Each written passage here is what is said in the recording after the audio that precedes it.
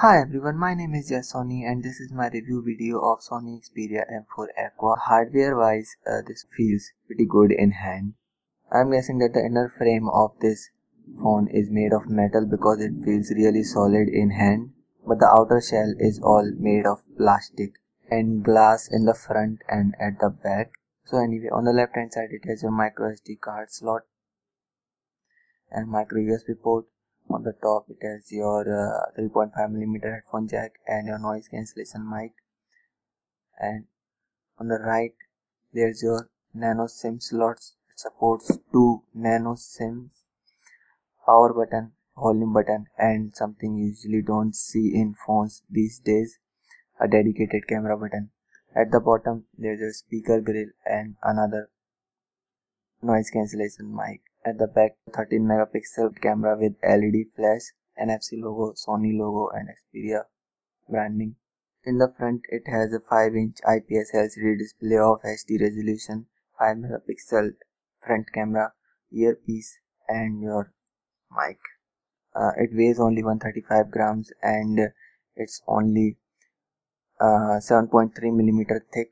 And the problem with phones this slim is that they have a little bending problem.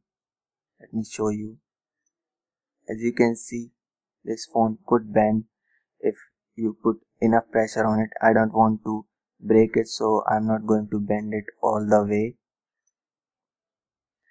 Now, like I said, it's an IPS display, so it has very good viewing angles. As you can see, at almost 180-degree angle, you can see all the colors and the screen is almost as visible as from the front. Now comes the software part.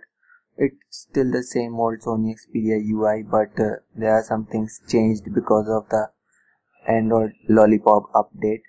As you can see, these 3 buttons are changed, and if you notice, before this this on-screen buttons strip was transparent. Now it's of black color, but it still becomes transparent in some apps, like in this album app. As you can see, it's transparent in the album app. Still the same old Xperia UI. You can customize it by long pressing on the home screen. You can change wallpaper, themes and whatever you like. One of the things that has changed due to the Android 5.0 update is the notification area. As you can see, it's all changed, and even the animations are changed a little.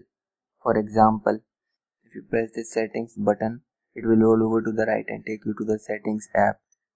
See, so these small little animations have been added to the UI now. This is not in the Sony Xperia UI, this is in the default Android Lollipop layout.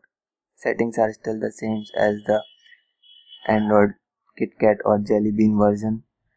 Nothing has changed. Here are all your Xperia connectivity options, your dual SIM settings, and your personalization, display, sound and notification, storage. Here are your stamina mode, ultra stamina mode, low battery mode to save battery life. In the storage options, the default write disk option has been removed, so you have to choose save to memory card individually in every app now, like in the camera app. Let's see if it supports USB OTG.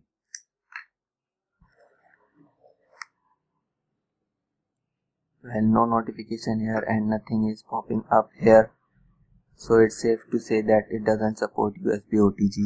Here, as you can see, it's running on Android version 5.0 Lollipop, which is good. Most phones don't have this update yet. HTC Desire 820 also comes for the same price as this phone, but it doesn't come with Android version 5.0 Lollipop. Let's check the camera now. So here's the same old Xperia camera UI, and there are all your presets: eye superior, auto, manual, sound, photo, multi-camera, AR effect. This is something called, if I'm remembering correctly, face beauty mode or something on default Android. Here are your rest of the settings: burst with long press, preview, smile setup. Here are video settings. It can take up to full HD videos, and it has steady shot. And like I said, you have to select individually where you store your photos. You can select SD card and internal storage. Previously, if you select default write disk in the settings option, it will automatically store it in the SD card. Now let's take a photo.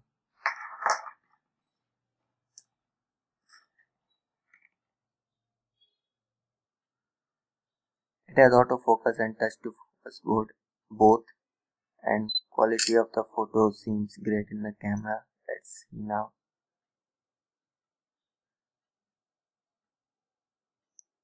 As you can see, it took a pretty good photo with very good details, and it picked up quite sufficient light too. Front camera, let's take a photo from it too.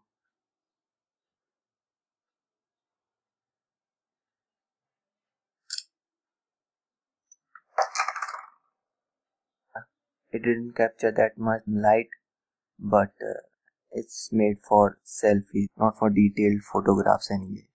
Let's see if you can shoot videos and take photos at the same time.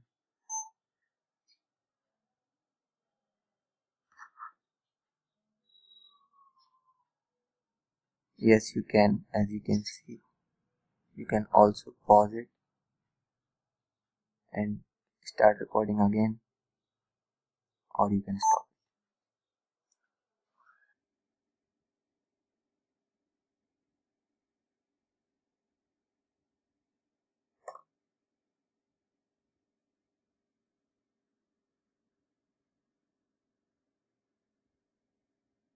That's it for the camera now. Now comes the music. Like I said in my unboxing video, the Walkman app is gone now and music app has taken its place. It's the same Walkman app.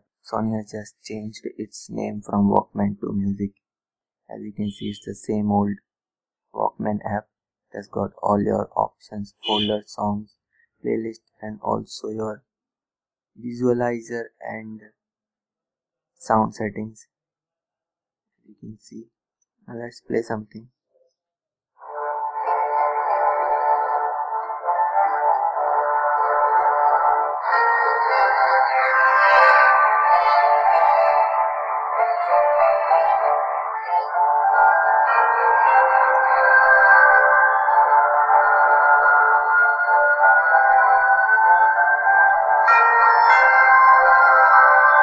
So the music quality is pretty good in the speaker. The quality of the speaker is very good. Music quality in earphones is good too. It produces very clean and smooth sound in earphones. Even at the highest volume, it doesn't distort at all. So music quality of this phone is very good. Now let's see if it can play a 4K video. Cannot play video. It can play it in MX player, but then again it will still be choppy because it's not the phone's fault. It's the Snapdragon 615's fault. It cannot play a 4K video. It can handle a 4K resolution video, but it can play a 1080p video just fine.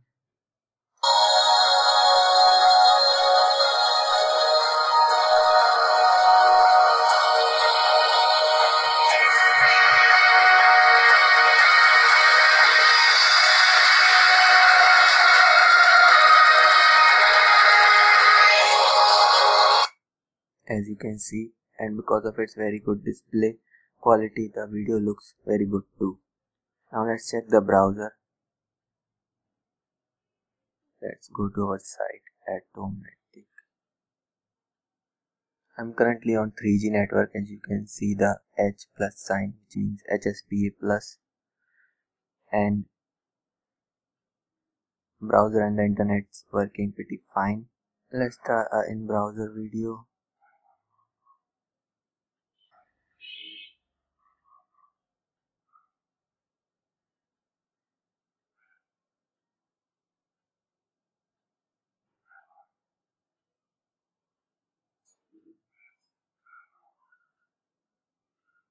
So in browser video working pretty fine too.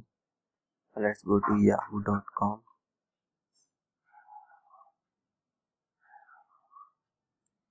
And as you can see, pinch to zoom is also working very fine.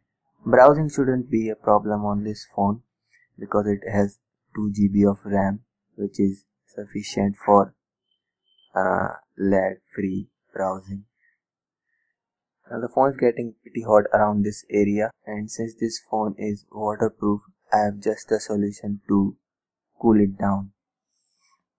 So the temperature of this phone right now is 43 degrees Celsius, and to cool it down, like I said, since this phone is waterproof,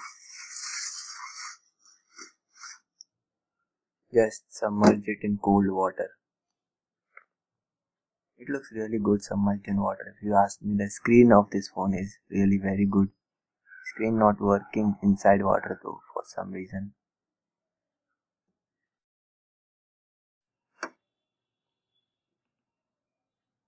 This is cold water, by the way, straight from the bottle out of fridge, and the screen is working now. See, temperature has suddenly dropped to 31 degrees Celsius. So that's a cool way, I guess, literally a very cool way bring the temperature of this phone down, or to cool the Snapdragon 615 chipset down whenever it gets too hot. So I guess the waterproof features in Sony phones finally have a use, especially if the phone comes with this Snapdragon 615 chipset. It's only waterproof up to a limit, by the way. It's waterproof up to only 1.5 meters under the water, and that too for only 30 minutes. And now comes the battery life. Well, the battery life of this phone is very good.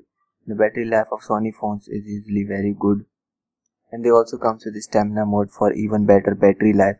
Now Sony is promising around 12 hours of continuous talk time on 2G on this phone, and around the same 10 to 12 hours on 3G, which is a good thing. And on heavy use it could last to around 8 to 10 hours, and for gaming I can tell you that it loses. And now comes the verdict. Sony last year also launched pretty good phones like Sony Xperia C3, the M2 and phones like that, but they all have very bad Snapdragon 400 chipset, which is really very weak. Now the Snapdragon 615 isn't that powerful by any means, but it's still powerful enough for everyday tasks and decent gaming performance. So I would say it's a pretty good phone, although a little overpriced, but considering it's from Sony, that's expected. So now the features that are in favor of this phone, first is the build quality, and second is the screen quality of this phone, and then there's waterproof and the sound reliability. These are the things that are in favor of this phone. Now the features that are against it, I have nothing against Snapdragon 615 personally, but I just don't like that processor. It's not that powerful and it heats up a lot. So that's the only thing that I have against this phone. So for around 20,000 rupees, people are looking to buy a phone with good camera quality and very good screen quality, and with decent enough gaming and normal everyday task performance. This is a pretty good phone, and also it comes with Sony's reliability, and also as a bonus feature it's also waterproof. So that's my verdict, and for 20,000 rupees I can recommend this phone to anyone. And that's about it for this review video of Sony Xperia M4 Aqua. I hope this video helped you, and if it did, please like and subscribe, and thanks for watching.